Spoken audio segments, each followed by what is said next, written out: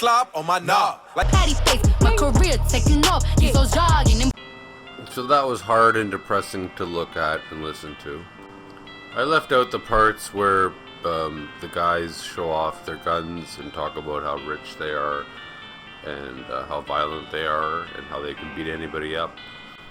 That lady that was lying in a bed of cash, she's known as Cardi B. I didn't know who she was until she endorsed Kamala Harris. And I realized how stupid she was when she did a little speech for Kamala Harris. And so I looked into her, like, one of her videos, and I'm like, oh, okay. I feel so sorry for kids these days. You know, it's my theory that art is idealism. You can't reach idealism without being vulnerable as an artist, showing vulnerability. And those clips I showed you are the absolute opposite of showing vulnerability. Granted, they're entertainers or performers more than they are artists. But still, if one was to want to pretend to be an artist, one would want to pretend that they're showing vulnerability or that they're putting something of their heart into their art. Now, I'm 47, and maybe 15 years ago I used to go to a bar, and one of the bartenders, he was in a band, and guess what the name of the band was? One in the pink or two in the pink and one in the stink. So, like, this guy wasn't even trying to create art. He was just trying to get laid. Maybe he was also trying to make money. And I know it's very important to get laid and to get money. But it's kind of the wrong agenda if you're trying to create art. One might say you're selling art out for your need to get laid and to get money. So that's where art is now in terms of music. Let's examine art in terms of fiction or storytelling. Well, you've got shows like The Simpsons. I ask myself, the writers for The Simpsons, right? There's like, 12 writers for each episode. And first of all, none of them are getting to create the sort of storytelling that they individually would like. Secondly, they're making it even harder for anybody who wants to write their own fiction to compete with them. Like, if I wanted to create an animated show, I've got to go up against 12 writers. I'm just one writer, and I got to go up against 12.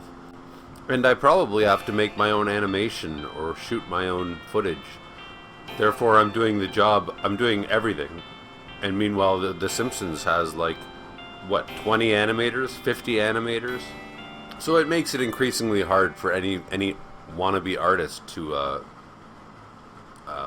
make a living doing their art. Considering if they want to be true to themselves and do something, to create something they believe in. And when I talk about vulnerability, back to music, Nirvana and Pearl Jam, they come to mind. They were pure vulnerability, and it struck a chord, and it affected their audiences on a much deeper level than this crap about, I've got more guns than you, and I can get laid more than you can. Writers and people who had command of words were respected and feared as people who manipulated magic. In latter times, I think that artists and writers have allowed themselves to be sold down the river. They have accepted the prevailing belief that art and writing are merely forms of entertainment. They're not seen as transformative forces that can change a human being, that can change a society.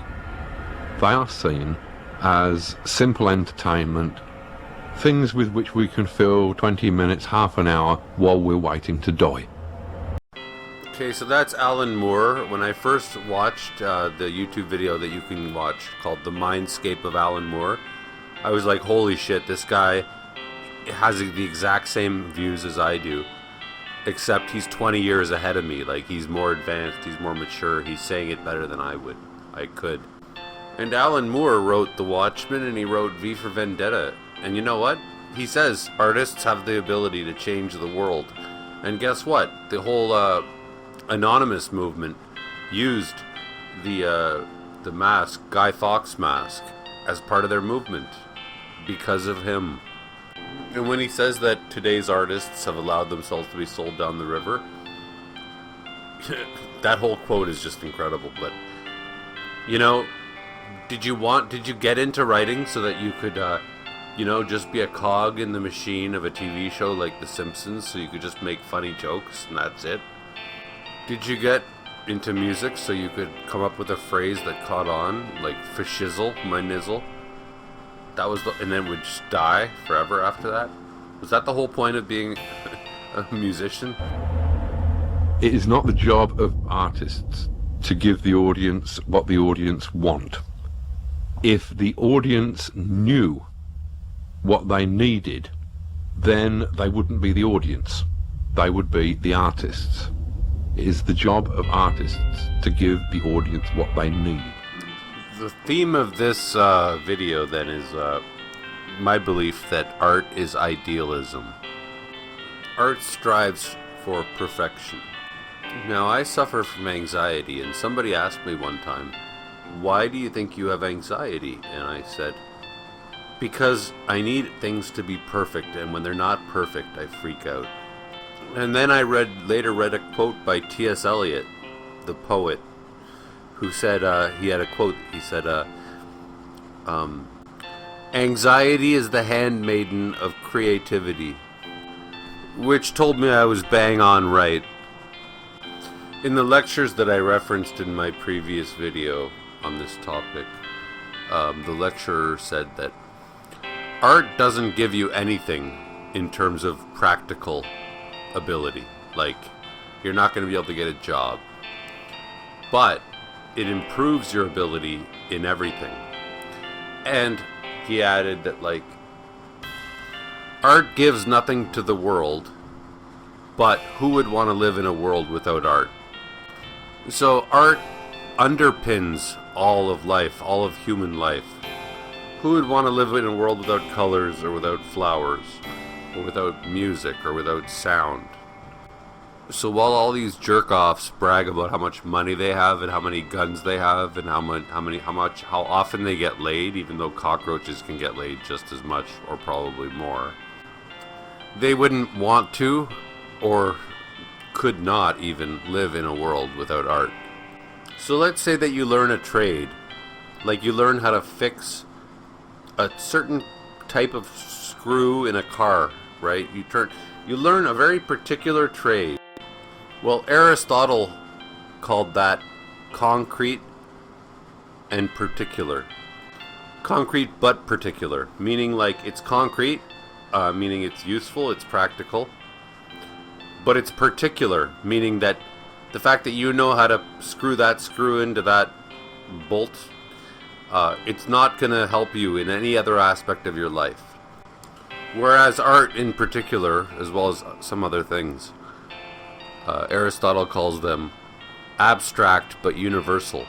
So, for example, if you learn how to play the piano, or if you learn how to sing, it's abstract because you're probably not going to be able to get a job doing it, but universal in a sense that it makes everything that you do in life, every job you ever have, etc., you're going to be better at it.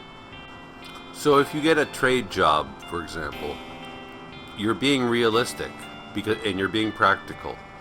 You will be able to pay the bills, and you're going to be able to solve a lot of real world problems. Whereas if you choose to be an artist, you're not being practical, you're being idealistic. And I think, as a side note, it's just important to know the difference between being idealistic and being realistic, because that dilemma comes up very often in everybody's life, even if they're not doing art. Like, idealistically, nobody should get the death penalty. Realistically, how the hell are we supposed to house all these people when we're overpopulated? So the main point of this video was to say that art is idealism. And in my next video, I'm going to argue that art is beauty communicated. That is idealism. Art is beauty communicated. And then in the lecture after that, I'm going to argue that beauty is form and communication is content. Please like me. Please encourage me. Please comment on me. Please subscribe to me. Please notification bell. Thank you.